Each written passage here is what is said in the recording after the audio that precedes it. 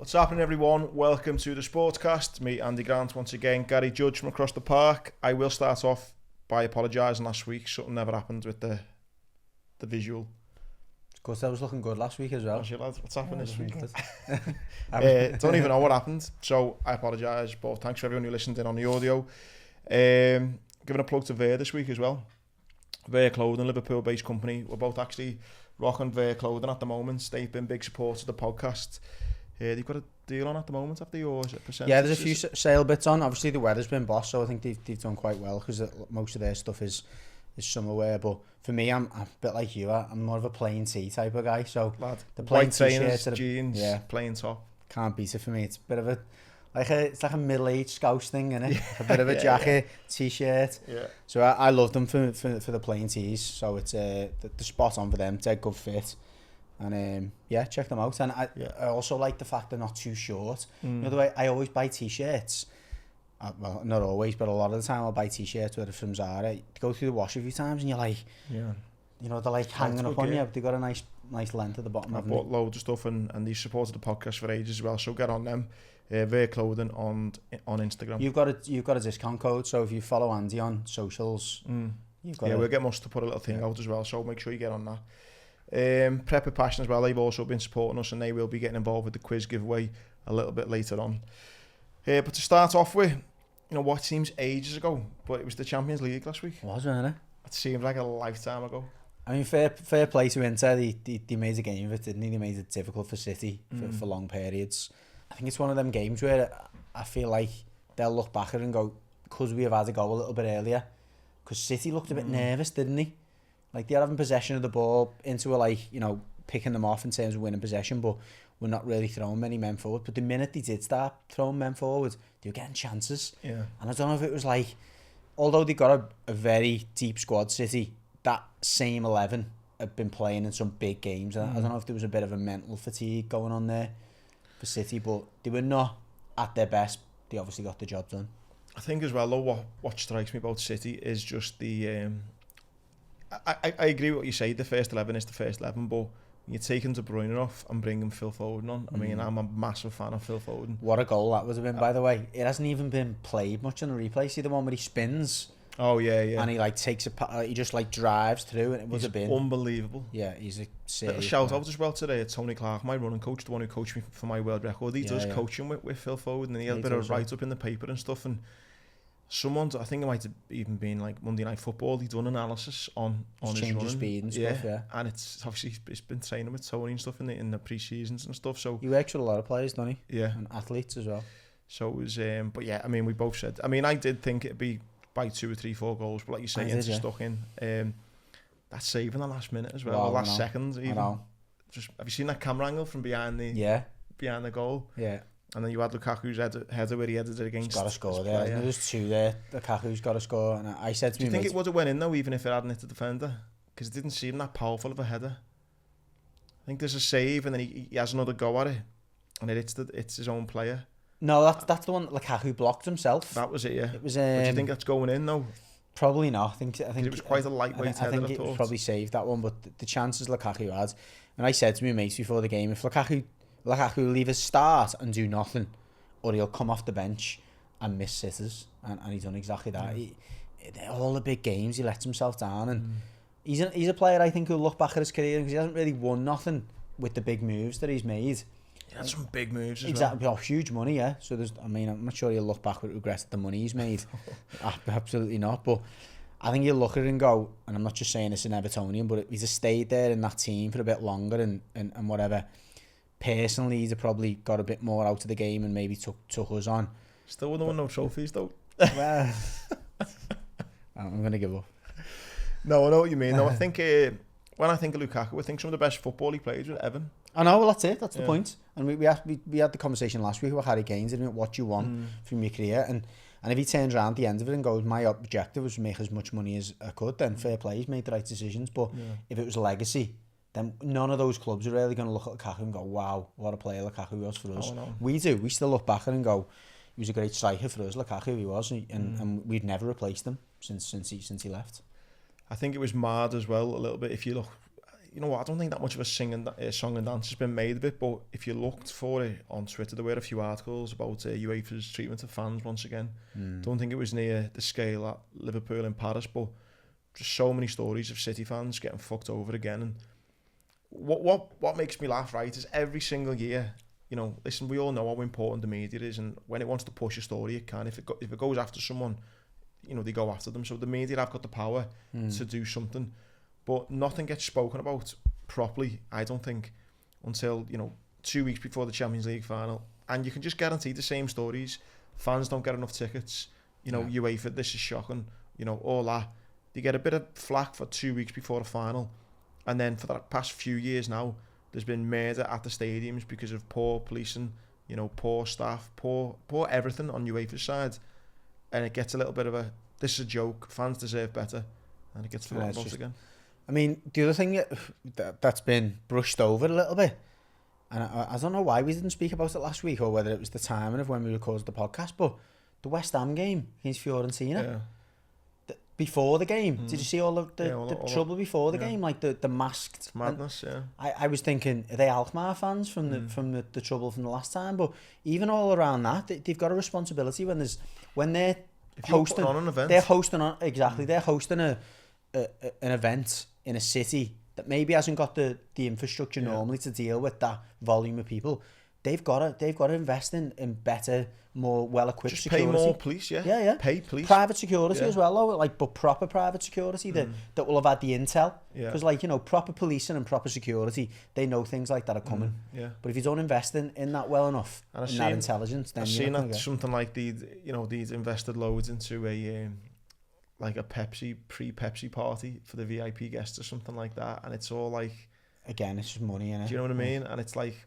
There's fans there who make the spectacle what it is, and are just getting disregarded once again. But it's nothing new. Not new for Liverpool fans, and for English fans, I'd say now West Ham have seen it, now Man City have seen it, Liverpool. But again, nothing will get said about it until next May, until the next final. What's not to condone, though, and I can't move past it without mentioning it, because I'm sure someone will make a comment, is that a gang of idiots, to be fair, loads of the West Ham fans threw something onto the pitch. They didn't, one of them threw a vape. They hit the Fiorentina player and cut his head open. Did you not see that? No. That shows how little that was. Well, someone threw a vape from the West Ham end, and it hit can't remember what player it was, on the back of the head and cut his head open. West Ham players all flooded over to their end, and you know, and the staff were like, stop it. Like, you know, he obviously has a skinful and whatever, and maybe a bit resentful over what happened outside the ground, but I think though as well, like, there you go, perfect example. I think the media sometimes try and portray you know, they're giving us they're putting us English into a box, and it's like, well, that's why, probably because some of us are dickheads, you know what I mean? No, and you could see the West Ham players were embarrassed about it. The Fiorentina players were obviously furious and whatever, but not much was made of that, but it was, you know, could have been worse, that. So there was that scene, and then the only other thing I've got on the whole Man City's treble, I don't think we need to speak. We can if we want. Listen, if you want me to speak about it. But Jack Grealish has made more headlines than anyone else. Oh, okay.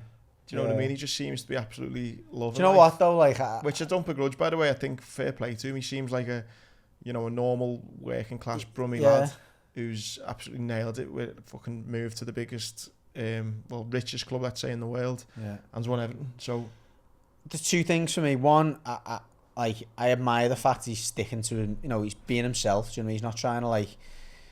But then the other side of it is what kind of message does that send to like the younger players going up? Like, you can get in that state. There's a lifestyle factor there as well, isn't it? Like, he was literally saying, I haven't slept for 24 hours here. I've just been on it. Yeah, but he's not like that though all the time, is he? No, he's not like that all the time. But like, it's the whole culture of binge drinking, innit? Like that. That's something that I don't know. I think people are harsh there. No, I don't know. I think there'll be people varying degrees of success in business or in sport. Oh, listen, if you can manage it. But not even managing, just saying like, you know, you need a blowout now and again. Yeah, fair enough.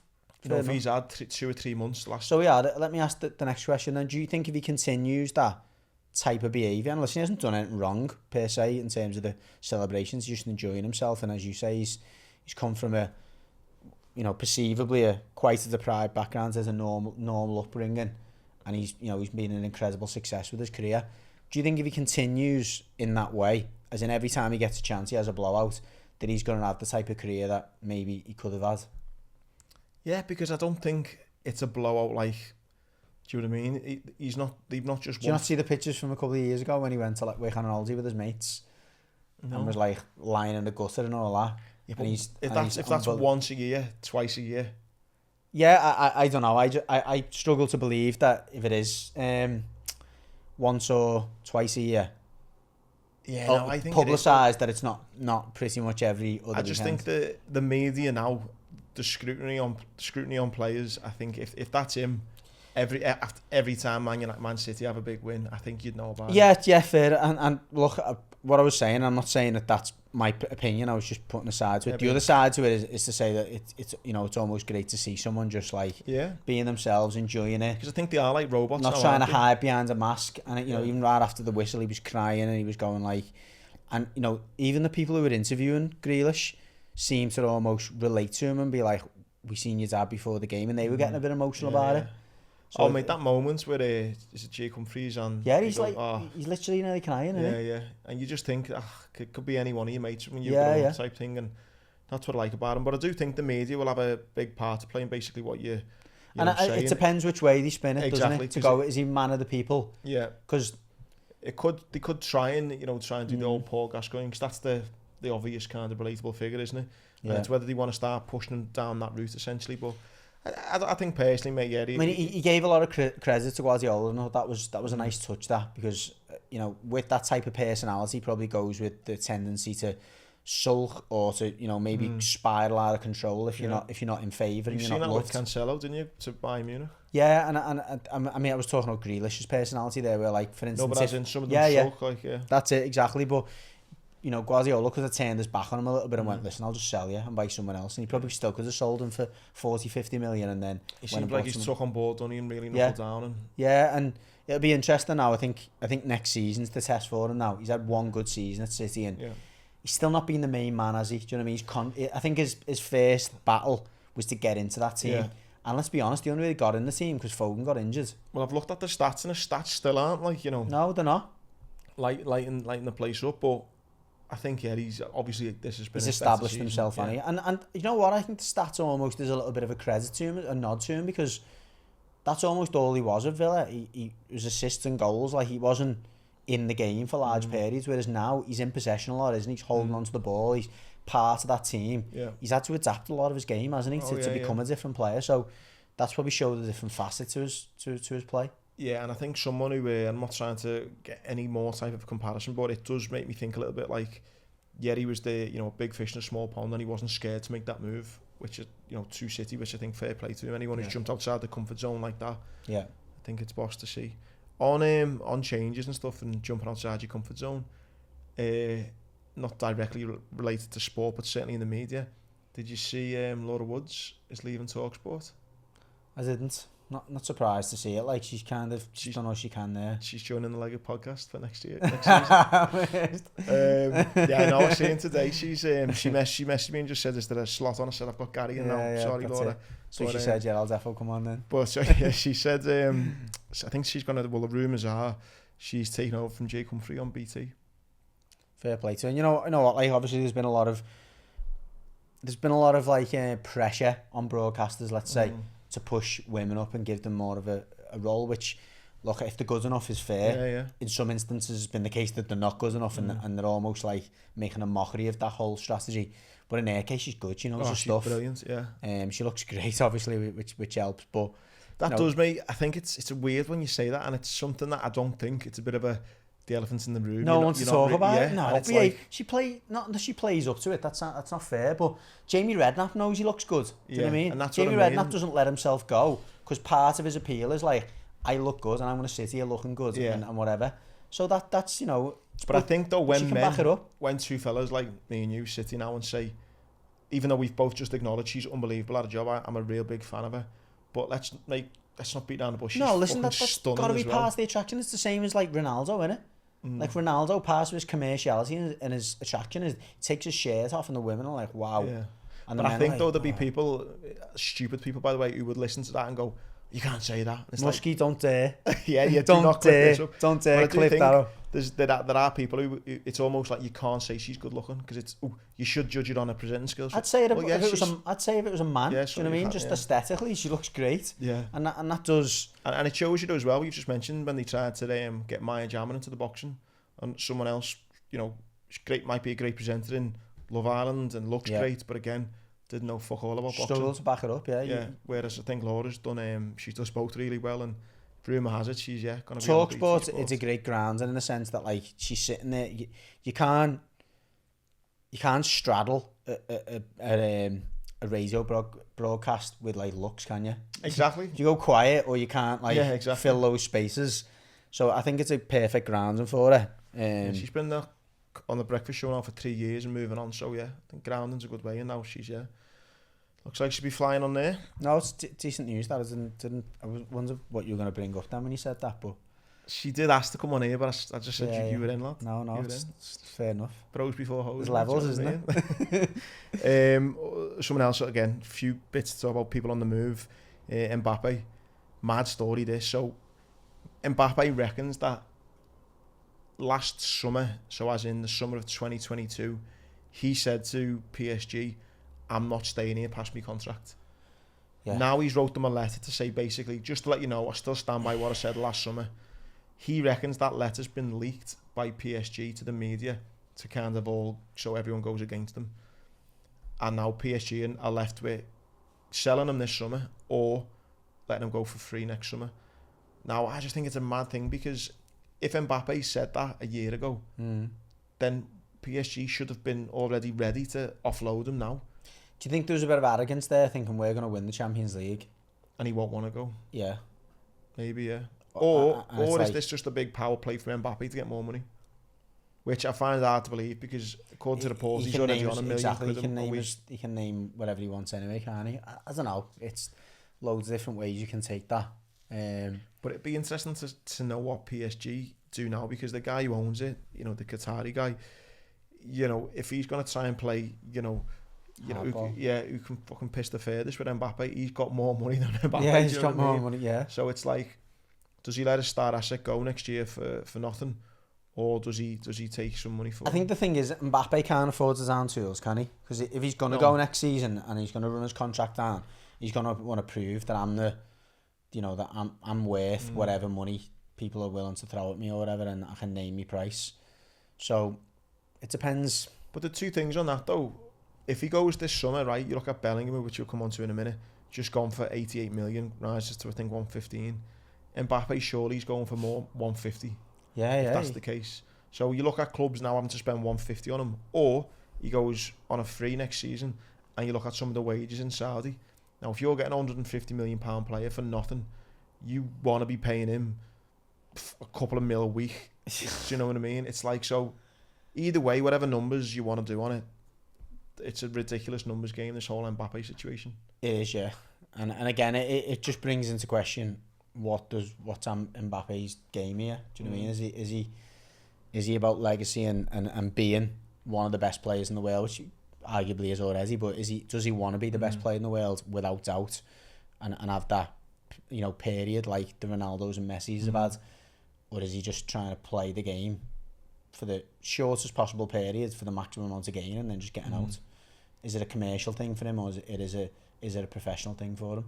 Yeah. I mean, you can't really bring into question his professionalism. On the pitch and stuff, he works hard, he puts a shift. He's done that for France. Yeah, but he's meant to be a fucking nightmare. Not off the pitch, that's what I'm saying, but professionalism on the pitch in terms of your job is ultimately to perform, isn't it? Yeah. So I think that's the acid test, regardless of what goes on behind the scenes is up to is up to people to manage. And the argument is they fed that by giving him the amount of power and money that he's been given in a short period of time. They fed whatever ego he's got in the background.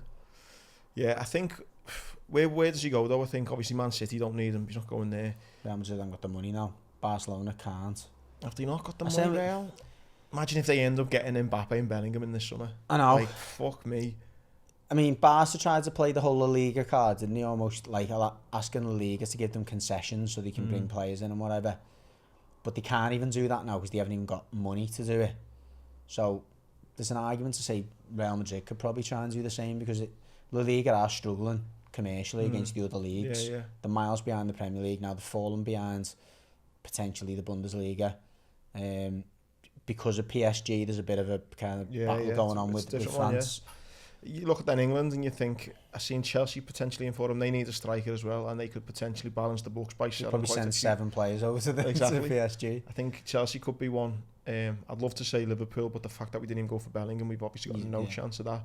So I think it's United or Chelsea. Yeah, United's on the verge still. I mean, it's dragging on of a potential takeover. But those Qataris, you don't know, do they? The Qataris who own PSG, what links they've got to the Qataris who are potentially going to go for United. I think he could end up at United, you know, honestly. Another one that I called, right? Another rabbit hole, won't you, again? But another one that exactly. Another one that I called, though, perfectly, and someone on Twitter thankfully reminded me. I said Messi would go to Inter Miami this summer. Because I said, this was months ago, I said he'll do 2 years there, build up his American brand, ready for the World Cup. Do the World Cup, retire. He's going to go another World Cup, yeah. Just build up the Messi brand, 2 years into Miami, do the World Cup, lift the World Cup for the second time at Argentina. Done. You heard it here first, lad, I'm telling you. So yeah, Mbappe is gone. Bellingham, I mean, we knew that was coming out. But that's just another kick in the balls. Steven Gerrard. All but done, I'm hearing. All but done. I was trying to verify that via a few people just the moment. They didn't get back to me before the show, but what can you say? Why has he gone there, man? I mean, I know why, but is that the best move for him to be doing? I don't know. I suppose you've got 2 choices in this position, haven't you? You either sit tight or you stay active. And if the offers he's got to stay active are not the best, either outside of the Premier League or outside of the top league, or there maybe, I don't know. It's a hard move, this one, because, you know, admittedly it hasn't gone well at Villa for him, has it? And you know, it'll be perceived, right or wrong, as a failure. At Villa, well, it will be anyway. He's done a good job at Rangers, so you're in that position where you're almost on an even keel. You're on a really good job, and then you've done a poor job, and it's probably evening itself out. I don't think he's Lampard level of managerial reputation yet. It hasn't worked, has it? So the next move is a key one. So you're always hear from managers saying, you know, you need to do your homework. You need to make sure you're going to be backed when you go into a job. Yeah. So if you go in there, you've got the best chance of being successful. There's no doubt if he goes to Saudi, he's going to be backed. And you know, it could be one of them things where, as we've speculated, and as you openly said last week, you know, they're looking to try and crack footy. You know, that's their next thing. They've done it. They've got attracted F1 there. They've attracted the boxing there. Next one's footy. That's it. Now we're gonna smash that one. And if that's the case, Liv's obviously part of it as well. If that's the case, why would you not want a piece of that? If you go over there as a professional, which hopefully in that case Stephen has, he's gone over there obviously knowing there's serious money involved, but also gone over thinking, if I can also somehow enhance my reputation here as well. But that's where I don't get it though. Me few little problems with it are, I say problems, like, listen, if he goes, fucking fair play to him. But what I mean is, if he goes there and wins the league, right, and then you go, fucking hell, hey, Stevie's just fucking lit up that fucking Saudi Arabian league there. Yeah. What the fuck does that mean? And also, if he goes there and does an awful job, you know, finishes mid-table, you can go, it's a tin pot league, you know. That's what I mean. We were training it, so it doesn't. I don't think it. I know, but so that's what I mean, though. So if he's at that position where he's just on an even keel, and he's either going to be sitting there doing nothing, or he can go somewhere where, as you say, it's almost like win-win, or it's almost lose-lose. You're not going to affect you. You're right. You can turn around and go, look, the league's not ready. It's not for you, that. But I think, let's say he does the job for 6 months a year, and then let's say, I don't know, Sunderland come in for him, and the Sunderland chairman sits down and goes, yeah, Stevie, what happened there? You only finished 10th or something. And he could go, listen, mate, he said, we were fucking training. He gets that chance. I know he does. So going back to that, like, I guess the ongoing theme of, is it legacy, is it money or whatever, he can almost like tick both boxes in a weird way. It's not affecting his legacy, because he can just turn around and go, listen, I had to go. I was offered silly money. It could have been the start of something massive, and I was one of the pioneers of it. Yeah. Or it wasn't. And that's the thing, the conversations which you will never come out and have in the media, No. But to everyone else, when he's sitting there over a coffee for a meeting or his mates, goes, lad, they fucking offer me fucking £1 million a week. Yeah, yeah. No, why not? The other thing though, which I think's interesting is, you know, I know when he was up in Scotland, he was living away from his family and stuff like that. I mean, does he take he's got a little boy now, hasn't he? He's got young girls. Does he take everyone to Saudi? Does he what? I mean, you know what? I wouldn't surprise me. I don't think, although you were saying like, I still don't want to go to Saudi. Pretty sure out there, if you went out there, if he said to, you know, to Alex and the kids and whatever, look, we're going to do a year out there. Pretty sure they're going to be looked after, aren't they? They're not going to have a crap education over there, are they? No, It's not, you know what I mean? It's going to have the best of everything for a period of time. Yeah. And again, I guess it goes one or two ways. Then it's like, here, this is going to be the new Mecca and everyone's going to flock to it. Or it's not, and we go back. And again, there's no harm done. I just think it's going to be, no matter what, it might be different in football, in golf and in boxing. But with regards to football, that's every week.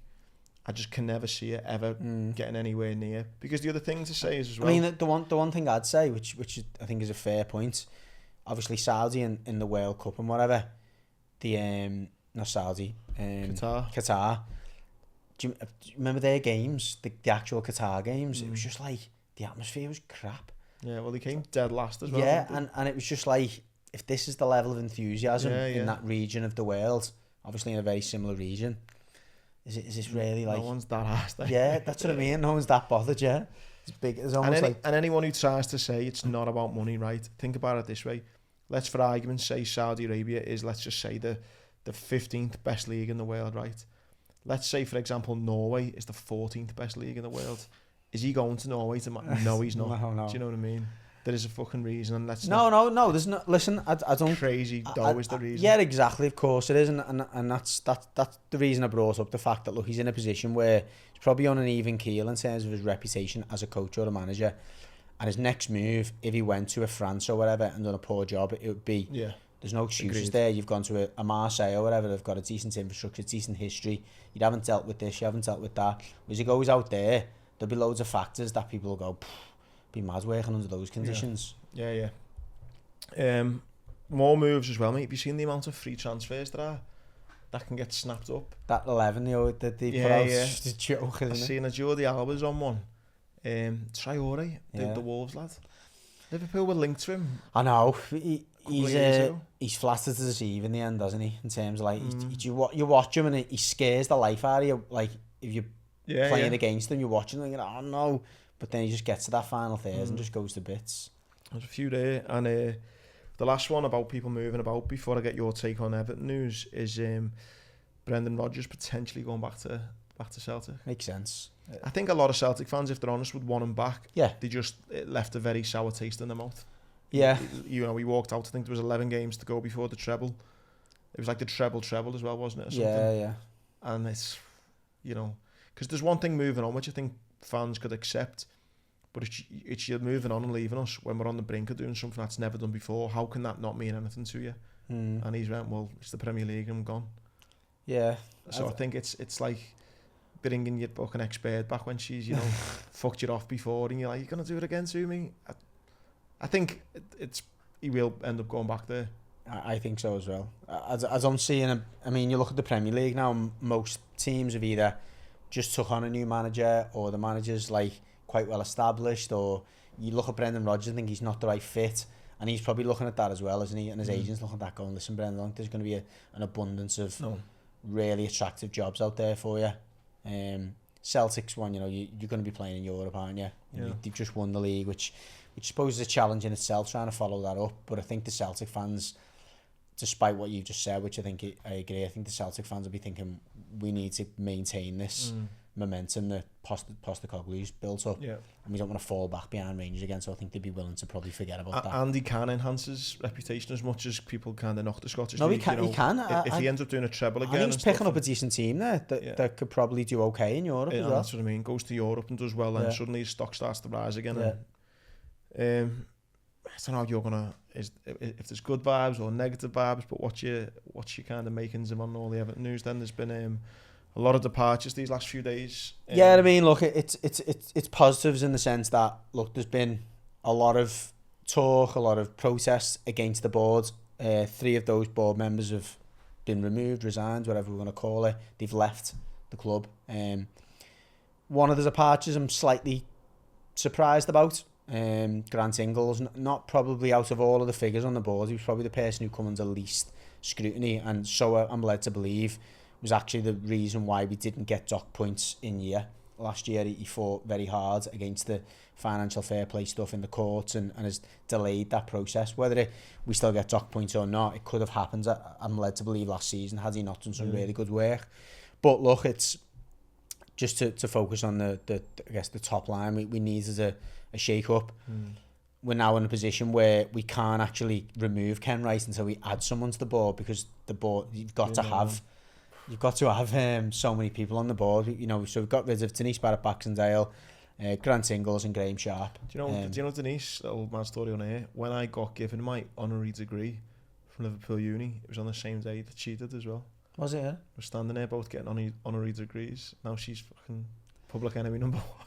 I mean, look, it's kind of not her fault to a certain extent. You know, you get offered a CEO role at a Premier League club, you're not turning it down. And she just wasn't. Her reputation was built on the work she'd done with the charity side of things. It was, which again is like, there's levels to being a CEO at a multi-million-pound business, and unfortunately, being doing a very good job at a charity in a similar role is not even on the same scale from a commercial point of view, understanding the challenges.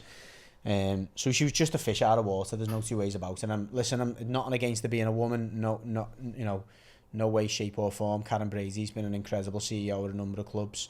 If you're a successful business person and you're experienced, then I don't care about that. And I just want to make it clear that's not been the Evertonians' problem. It's just been the inept performance of that board in general. So to go back to your question, it's a positive move. I think it's a matter of hours probably now before Ken Wright is removed, but we would have to appoint members to the board first. The same names that we mentioned last week are still the same people who are being muted, although it's the one thing I've heard, which is only a rumour, but it seems to be well substantiated, is that Andy Bell, the delay around appointing him as to what position he's going to be appointed to. The reason being that if he was appointed to finance director, which was not originally what was rumoured, he couldn't be finance director because he's provided a bridging loan to MSP, who are one of the investors who are coming in to invest in the stadium. So you can't invest and also be finance director because your money's tied up in the club. Yeah. So I gather that's one of the things that's holding it up. Another thing I'd say, which is not my knowledge, by the way, it's just a friend of mine has said that Andy Bell's background isn't accountancy, so it'd be a strange move to appoint a finance director, or of a club, or a chief finance officer, who hasn't really got an accountancy background. He's more of a businessman, entrepreneur, trader, so to speak, rather than an accountant. Do you know, and not to kind of take the piss now, but we're talking about potentially, moves like Gerrard's, what's happening to his legacy type thing if he goes and stuff like that. Do you think there are people out there, business... What? Oh, sorry, you're going to say big Bill Cam like that. Do you think there are business people, looking at this role, potentially to get put on the board, maybe even being offered it, I don't know.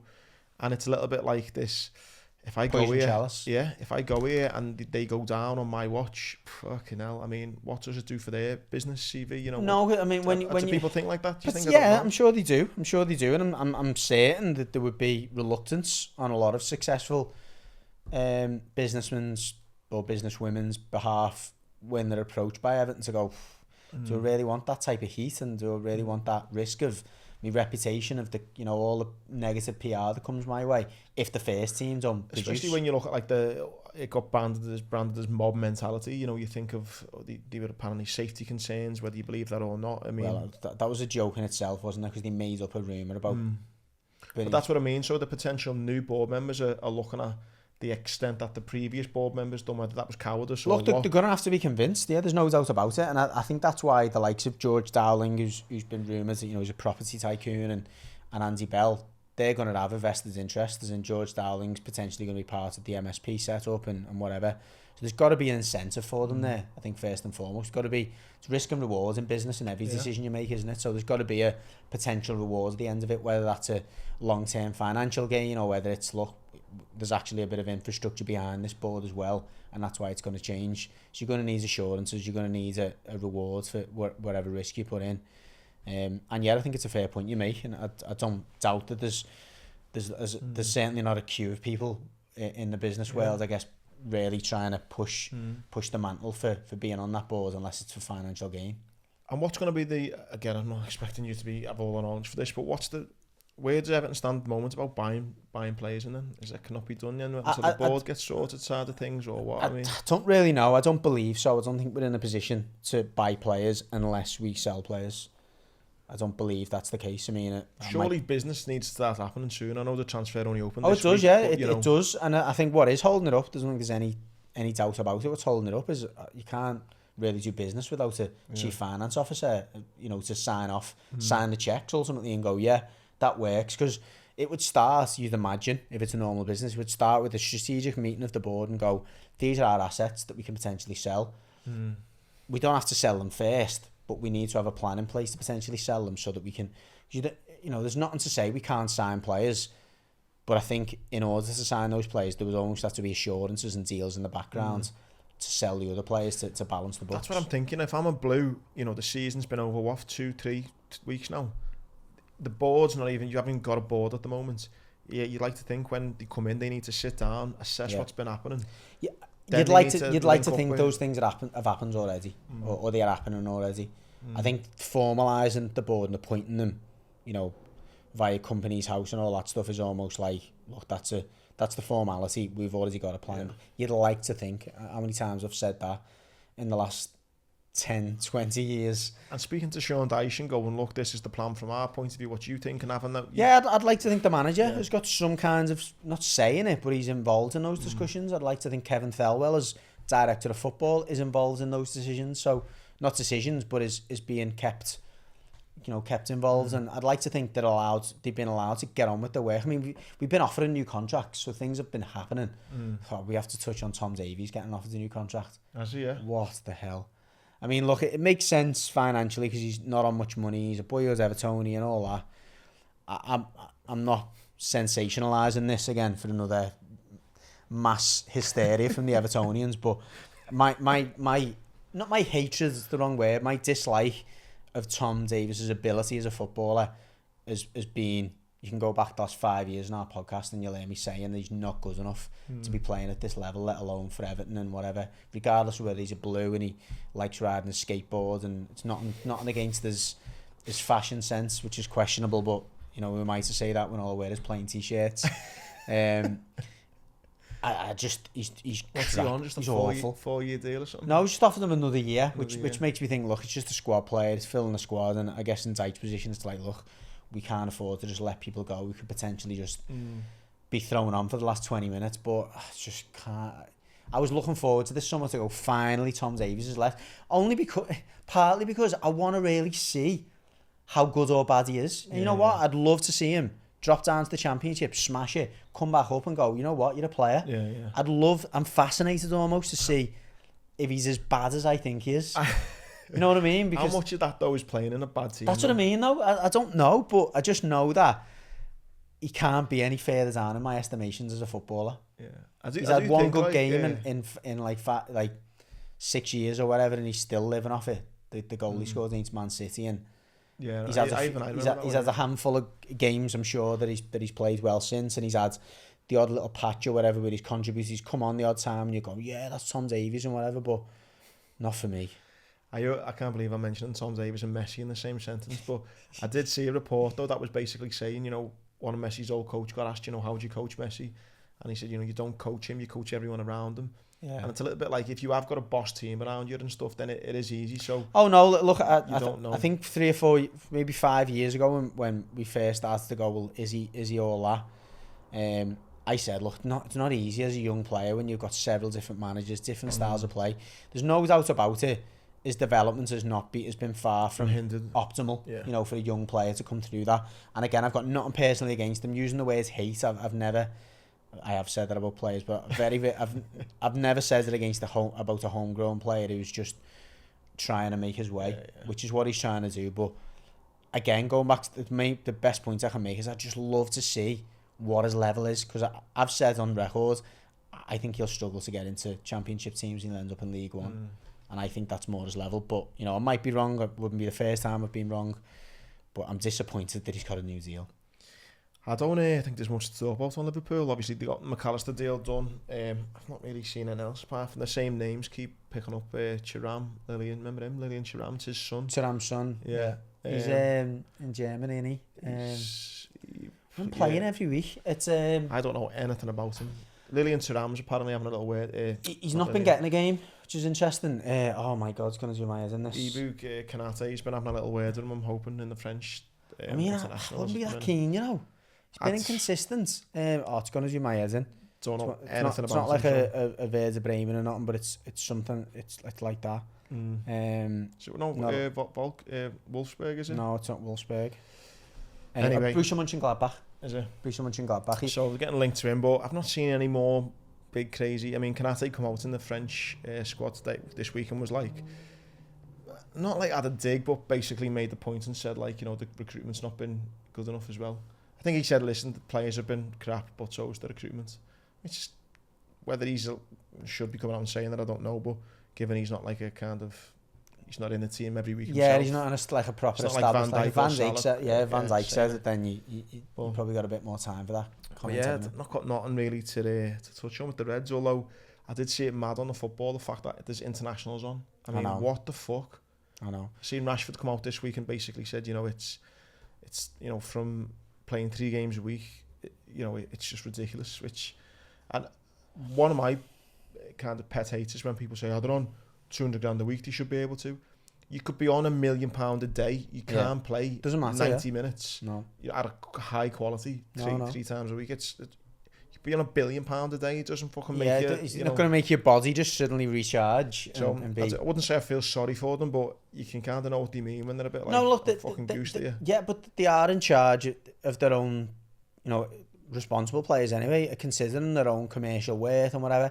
Are you expected to produce the level of consistency that your sponsors are expecting from you, your fans are expecting of you? And like every performance is, you know, as good as your last performance. So you're playing up, you know, you're producing what people think is a substandard performance. It's like, well, listen, I can't do that. I'm flogged out 3 times a week. But you also don't want to say it while it's happening because it just looks like an excuse. And then that's like, you know, psychologists, you know, the minute you have that seed that's out, you're planting that seed and it'll grow. And I just think so. He's come out and kind of said that, but the ironic thing is he's doing it when he's in an England camp. I think it might be just, it's like, why are you even making them play? No one's asked about these internationals. Like, anyway. Anything else on the footy? No, don't think so. So just before we recorded last week's Sportscast, the news dropped of Liv and PGA jumping into bed together. The PGA tour chief has since he stepped down for medical reasons. It's stress probably. The fallout. We didn't really get much of the fallout because it just happened. But it's been funny this week. Obviously, I think our very quick summary, considering we got the news 2 minutes before it come on here, it was pretty accurate. And it's how everyone else has responded. You know, we joked about players being a bit pissed off that they didn't take the money. People have come out and said, why didn't I take the money? McIlroy again has come out not happy. Loads of people have then in the media have come out and said, well, where does this end with Saudi? You know, they've conquered this, they've conquered that. They've kind of they've won this power play because they've got their place at the table, as you say. So there's been loads of speculation as to which other sports they're now going to try and dominate, and whether there should be some kind of legislation brought in to stop them from just controlling it via money. So that's been an interesting thing that we've seen playing out. But McIlroy was the one I said I was looking forward to, and he didn't disappoint, did he? No. Which he just said, still 8 live. Not changing. Yeah, I seen there was the tournament at the weekend, wasn't it? He was. I had a little bet on the tennis, which went down miserably in the first set. But there was a thing on, you know, when you look on betting and it said like they give you like a treble, and one was McIlroy was the thing coming 3rd, and it was McIlroy to get a top 5 finish, and he ends up finishing about bloody 10th or something. Don't that Canadian one in the playoff? Yeah. Yeah, what was his name? Is it Cameron or something like that, wasn't it? Don't know, but he beat he's on shite in the end though. He beat what's his name, didn't he? Not a Scouser, but he's always down our neck of the woods. Don't know. Struggling with names today. Yeah, but he beat him in the 3rd hole of a playoff or something like that. But he's come out on the back of it and said like he's feeling better and things starting to fall into place and stuff. He knows he's getting better than anyone, so maybe he's open for big things coming up, McIlroy, but we shall see. The US Open starts as we're recording on Wednesday today, innit? US Open starts tomorrow. Well, that's what he was saying. Things are falling into place, which I thought, again, not that I'm the biggest golf fan, but when I looked before going out for the final round, he was coming third, and he ends up finishing 10th. It's one of them. I think in golf, though, again, certainly not being an accomplished golfer, far from it, but I think if you have a bad few holes and whatever in that position, you think I might as well just finish 10th here. I'm not going to win it. And he doesn't need the money. Well, he hasn't gone for the money, has he, in the past? Mate, we'll finish off talking about boxing, because I know I watched the fight myself, but I really want to touch on tennis, because the competition this week, which I will be ringing, Alex picked his number out. I've got a tennis question, but it was the final of the French Open. I watched it. I had a bet on Novak to win and then not to be a tiebreak. First set was a tiebreak. Devastated. And it was literally, he just hadn't quite clicked into gear, has he? And he was just going through the motions a little bit. And then second and third set, he just smoked him. Just blathered him. So I was a bit gutted there. But yeah, I mean, when you look at Novak's record, he's not been amazing. I mean, Nadal has ruled that, you know what I mean? So the fact he obviously... To dispatch Alcaraz the way he did was a statement, wasn't it? I think, well, that was the final, really, wasn't it? When you look at the semi-final, him and Alcaraz, smoked Alcaraz, and then the guy, is it from Norway, was he from?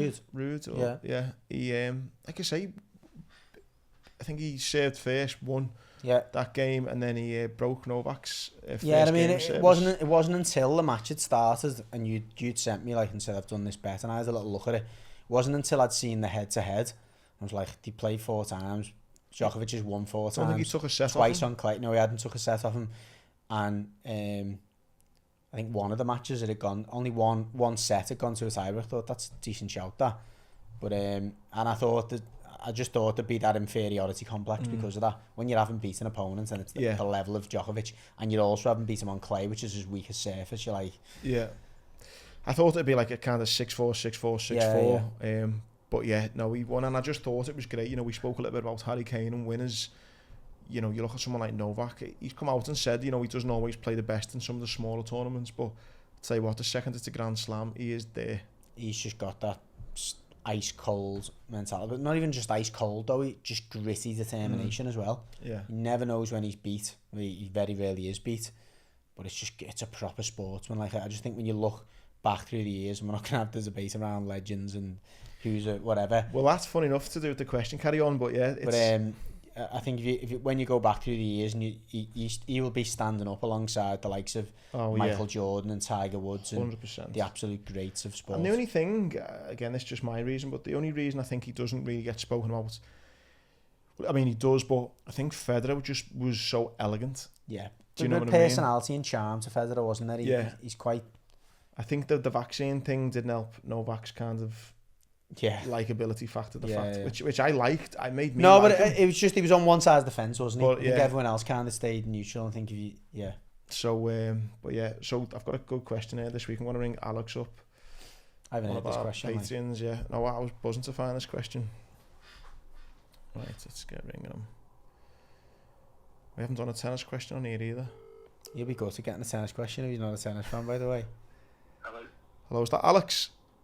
Yeah, speaking. Yeah, alright, mate. It's Andy Grant from the Legged Podcast. You okay? How do you, mate? Yeah. Good, how are you? Good, mate. You okay to answer the question for us? Of course I am, yeah. 150 quid this is for, mate. Woo! Right. Don't know if you're a tennis fan, are you? Not really, no. I'll give it a go. Okay, well, you've heard me and Gary discuss whether we kind of think Andy Murray is the top 10 and who's the greatest tennis player of all time. Yeah. But out of all the tennis players, right, who's the show in the ATP, who has the best win percentage of all time? Wow. It's tricky, yeah. I'll just throw it, just Djokovic, I'm going. Right, you're going to feel sick, mate. Right, it's Rafa Nadal has got a win percentage of 83.3%, and Novak has got 83.2%. Oh. 0.1%, mate, just killed you for 150 quid, mate. Gutted, no worries. Sorry, Alex, mate. Thanks for supporting on Patreon, mate. Nice one, mate. Cheers, bye now. Take it easy, mate, bye. Oh, sick. And you hadn't even told me that question. So I thought the irony was going to be that I knew it wasn't Sampras because I'd sent you all that data before. Yeah. It's really interesting. So you've got Rafa Nadal, 83.3% win. Mate, on clay, 91%. Wow. On clay. Incredible. Considering the amount of like small events and that, Yeah. maybe just thought I'm not really that arsed. Djokovic in second place. Bjorn Borg in third. By the way, these are all like still 82s. There's not much difference in them. Fourth place is Federer. Fifth place is Jimmy Connors. Sixth is John McEnroe, 81%. Seventh is Ivan Lendl, 81%. Wow. Eight is Rod Laver, 79%. 9 is Pete Sampras, 77%. And 10 is Boris Becker, 76%. Just to note, Andy Murray's not in there. Decent list, that. No, but he wants to win all them ATP events. But unlucky Alex, yeah. So if you want to get involved to win £200 next week, all you got to do is sign up on Patreon and you will be entered into that draw. Nice one again for the support. And mate, we'll finish off, mate, on the old boxing. I know we sat here last week kind of rooting for the Rotunda and Joe and Declan and to kind of do the biz in New York. I just didn't go to plan at all, really. Got dismantled. Which was mad because all the thing, we even spoke about it, the kind of build up was Lopez, you know, his dad was in there, wasn't he? And it was looked a bit moody in the background. And I was seeing, like, I think Natasha Jonas tweeted about it. A few people were tweeting saying, look, he's not in a good headspace, he shouldn't be fighting. And then he just comes out and just... Tell you what, it couldn't have been any further from the truth, could it? No. You're right, though, there was a lot of noise that, look, Josh Taylor's preparation's been perfect. The Cattrall fight was a one-off. He was obviously saying that and was the biggest advocate of that line. You know, obviously being Liverpool lads, we'd seen a lot of publicity from the Rotunda and you know, certainly physically, which is no surprise given Declan and Declan's kind of methods and Joe McNally was in ridiculous shape. Unbelievable shape. In fairness to the lads, they couldn't have prepared him any better. I reckon Declan is one of the fittest lads in the pool, mate. Yeah, he is. Yeah, he's ripped. So they've obviously got him in a great position to go into that fight. But I watched it, mate, and was just like, fucking ass. If you didn't know who they were, and you know, almost like, not that you're gonna box in a mask, but you'd have thought he was like a, you know, middle of the road type fighter, tough fight, but not. He just looked, his time and looked off. You know what, it's sad as it is to say, and it might have been the cut. The weight cut was a big one for Josh Taylor, bigger than he's ever made before, but he looked good for it. But in the ring, he didn't. He looked like he was a fraction of a second off all the time. Whenever he went for an attack, he couldn't string more than 2 punches together. It was all single punches, wasn't it? Which was like, it's a bit like, the only thing I could compare it to, because again, I've never really boxed at any level, is like when you, like if you've been training loads in the gym and you put a bit of muscle on, and then you go and play footy and you feel a bit like robotic, like you can't actually string 2 movements together and you're having to do everything bit by bit. It just looked like he was like in that space. And listen, he kind of no disgrace in the sense that he got caught with some big shots and was still coming forward almost. And you know, he was like, but I was thinking, God, how are you still standing from some of them? Like, you know. Yeah, I mean, at that weight, as much as like, listen, if either of us got caught, one of them punches went on the floor, but at that weight and given the fact that it, you know, you're only expecting them punches, it's not. It's quite uncommon for a knockout to happen at that level, at that weight. Although I did say I thought that Josh Taylor has a chance of knocking Teofimo Lopez out, being the bigger man. But yeah, you're right. Look, it's disappointing for him because I desperately wanted him to do well there for a number of reasons.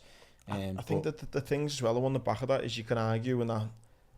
I mean, I know he hasn't on record, but he's essentially lost his last 2 fights now. I mean, I know he didn't against Cattrall, but like I think the boxing world would say that he did. No. I mean, and I spoke to a few people the next day, and I just said I've got half a feeling he's finished. You know, he's going to go up a weight which he needs to, and he might be a completely different man at a higher weight class and having the chance to not have to cut as much weight. So it remains to be seen. And despite what you said, which I think you're spot on, still only 1 loss on his record formally. Therefore, he's not going to go up thinking, oh no, you know, I'm in his mind, but he'll know deep down how far off he is compared to where he was. And even though he hasn't, I think it's only like 20 fights he's had, he's been serious fight. He hasn't had many like walkovers, so there's a lot of miles on the clock. mentally and physically. Like almost every fight he's went into has been, wow, biggest fight of his career, biggest fight of his career. Big pressure fights as well because of the kind of support he's generated along the way. That's what I mean. So he's like almost carried the weight of the nation because he's, you know, probably the most successful Scottish boxer of all time now. Been up there as pound for pound, you know, best for a number of years. So yeah, it's disappointed it ended that way. You know, from a just a neutral's point of view, Teofimo Lopez has probably announced himself. Not that he wasn't, but I think there was a lot of doubters thinking, is he really all that? But if he can keep himself together, he said he's going to take some time off, hasn't he? He said he's got a few bits to sort out outside the ring. Yeah, there's his son or his daughter. I think his son. He's trying to get custody of his son, I think. Really, yeah. He's and there was talk about him potentially retiring. So you're thinking, I'll be honest though, you know, one thing I did see after that fight, or it made me think of, was Jamie Moore and Jack Castle, because I thought that should be his fighter. You know, not against Josh, never met him, sure he's a nice lad and that, but I thought, like, you know, if Jack wins that fight, their careers are maybe completely different then, do you know what I mean? No, you're right. That's the disappointing thing about boxing decisions in general, is that like they do have obviously huge ramifications, don't they, financially and professionally for people. And it's sad that if it's just a one-off thing and then you could address it the following week, like footy, it's all right, isn't it? But with boxing, it might never happen again. Because they're only happening, you know, maybe 2, maybe sometimes 3 times a year if you're lucky. It's not as if, like you say, in football, it gets rectified a week later. No. And then people start forgetting, and then you're old news, and then it's, oh, where's he gone? Oh, remember that, you know. And he's found it difficult being matched since then, Catchell, like properly, you know. Because no one wants it. It's a huge risk and no reward. Yeah, that's it, because he's got no belts. So no, exactly, yeah. So yeah, look, I hope it comes off for him, because he does deserve it based on that performance. And you know, for Josh Taylor, who knows? I think the next fight probably say it all for him, whether he's finished or whether there's a new dawn for him. No, it's interesting, mate. Anything else? Oh, one thing actually as well. Emma Raducanu, again, the joke is that I always give a shit. Obviously not again, but I did see that she's changed coach again. Mate, she's fucking changed coach about 1 million times. Like 1 million times. Good. And it's like... What's the saying? Like a good tradesman never blames his tools or whatever. Fucking hell, mate. Don't know what she's blaming this time. The article I seen, it was... So Thomas Enquist believes Emma Raducanu needs some stability in her team. If you get asked from a talented player to work with you, it's important to have that period of trying to get to know each other and also try and find a way to put it in the right direction. She's clearly, you know, she recently split with a German coach, Sebastian Sachs, her 5th coach in less than 2 years. Come on, anyone who said I'm on her back, come on, please acknowledge that. That's abnormal, isn't it? 5 coaches in 2 years. What's that? Every 4 months or something? Who's making the decisions on the coaches then? Because they normally have a manager, don't they? And obviously the player is going to have a big say in it. But it's bizarre that someone's allowing her to keep doing that if they're supposed to be managing a career. Well, she's had a few injuries, hasn't she? But that being said, it's like having, you know, I'm a chairman of a football club, but get a manager and we get beat. Use a shite. Next one. That happens. That happens a lot. But you've got to give them a little bit, though. Do you know what I mean? Yeah. She's not, like I say, bit of stability, try new things and stick with it for, I don't know, what, 6 months, a year maybe or something. 5 months and 2 years, I'm trying to divide it. What's that? It's probably about 3 or 4 months it works out, doesn't it, really? Yeah, it's a lot more common in boxers, to be fair, to swap coach. Maybe not that often, but they do, you know, obviously it's in individual sports, there's a few more commonalities, but even in that case, it's very rare for someone to have that many coaches in that period of time. It's bizarre. It seems to be, you know, look, I haven't got as much of a problem with it as you have. It's definitely a personality issue there, isn't there? Maybe she's too big time. When the US Open thinks she's big time. I hope not, because she seems like a lovely girl. But I wanted a lovely girl, but I'm always on her back. No, I'm not on. Again, it's not her fault. I've said that 1 million times. Not her fault. I just don't agree with the tennis rankings and the media around it. She was just great. She won it, but like that's steady on. Yeah. Mate, let's finish on a positive, because I like to be positive. Andy Murray won his last thing. That's someone who, you know, has been made a bit of a mockery. I took the piss in the past a little bit to say, you know, he's either not the greatest or, you know, he needs to hang up his racket. Listen, he's rolling back the years to some extent. Well, lesser tournaments, albeit. Yeah, it was only an LTA tournament. He's injury. He's injury free, which is a massive positive. Yeah. Wimbledon's round the corner. That's it for me. He's getting some wins under his belt. That's it for me. I think, you know, he always tries to prepare as well as he can for Wimbledon, and he has that pride of, look, I'm Scottish, I'm not English or whatever, but he's carrying the nation. It's like all the spotlights on Wimbledon in the UK. I think it's of massive importance to him, so he's dropped down to play an LTA event in Surbiton, which he thought was the right thing to do. Again, credit to him. He's gone and won that little event, but yeah, I'd love nothing more than to see him compete. It'd be great. Obviously, I very much doubt he will get, to win it. But, imagine if he got to like even the quarters or something like that. That'd be great. It'd be amazing, wouldn't it? So, fingers crossed when that starts in a couple of weeks. I'm sure we'll be talking loads about that. But, I think Wimbledon probably be the next little thing. I'll have a proper bet on, and we'll start up the betting tournament, the betting kind of pages to go on from that. If we see any other little bets, we'll post them up on Patreon over the weekend. But I think the tennis will be a good one to get us going with. I think that's it, mate, unless you've got anything else. I think so, no. So, yeah. Small one, actually. If you're a boxing fan, you didn't catch the Munguia fight last week, try and find it on YouTube. I'll get Muskie to put it on the little banner at the bottom. Unbelievable fight. Was it? Honestly, one of the best fights I've ever watched. I got up to watch the Josh Taylor fight, and it was on another card, so I just kind of watched that while it was building up. And honestly, one of the best fights I've ever watched. Really, incredible. I got on that tonight. He's fought Liam Smith in the past, and he's been criticised for being like, maybe not all that, but and maybe having being a bit soft. But wow, he took some massive shots. I can't even say that. You'll realise what I mean when you see the fella he fought. I can't even say his name, but he's renowned for having a granite chin, and he managed to knock him down in the last round to just tip a points decision. But it was a proper to and fro fight, toe to toe from the first bell. Unbelievable. Nice one, lads. Get on that. Don't forget as well, get on there, like we said at the start, Boss Clobber. They got a few sales going on, and you get a discount code which we'll have in the bio. Don't forget, Gary, if you're a blue, have you still been doing pods over the summer? Yeah, we have. We've got a load coming up throughout July. We've had a break of a couple of weeks because you want to keep talking about Everton after what's happened. But yeah, we've got loads of stuff, some big episodes with ex-players and stuff coming out as well. So yeah, we still got stuff coming out. Get on that, Across the Park on Twitter and Instagram. And if you want to be an absolute legend, come over and support us on Patreon. It's £1 a week. Like we say, next few weeks we're going to be doing a bit of a rebrand. We're going to be mixing up the studio a little bit and starting another show on a Wednesday, a bit of a debate show, which will be good fun. So get involved, and you'll be in with a chance of winning £200 next week. Thanks for the support, and we will see you soon.